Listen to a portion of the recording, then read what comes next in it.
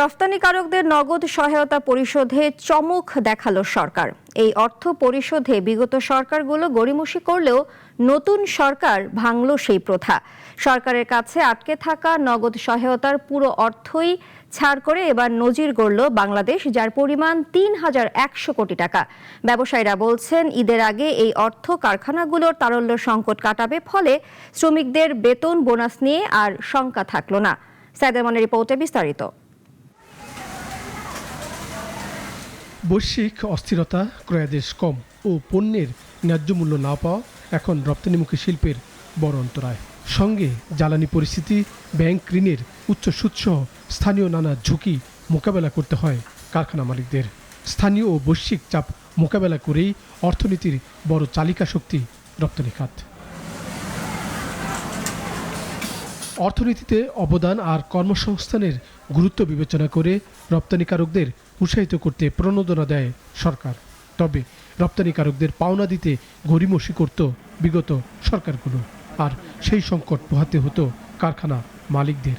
নতুন রাজনৈতিক সরকার দেখালো চমক, সমুদয় সহায়তা ছাড় করলো।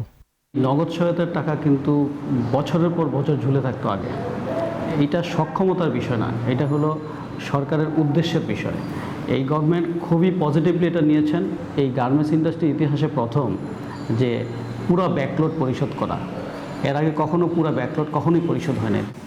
বাংলাদেশ ব্যাংকের তথ্য বলছে, এপ্রিল পর্যন্ত নগদ সহায়তার দাবির পরিমাণ ছিল ৩,১০০ কোটি টাকা, যার মধ্যে কেবল পোশাক খাতের কারখানা মালিকদের পাওনা ছিল ২,৯০০ কোটি টাকার উপরে।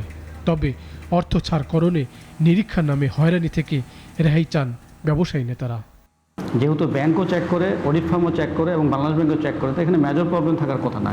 মাইনরটাকে তারা মেজর বানায় ব্যাংকগুলোকে হয়রানি করে, এবং যে পার্টি আছে যারা ইনসেন্টিভ গ্রহণ করেছেন তাদেরকে হয়রানি করে এখান থেকে একটা মোটা অঙ্কের টাকা নেগোসিয়েশন করার চেষ্টা করে, যেটা নিয়ে আমরা সরকারকে জানিয়েছি।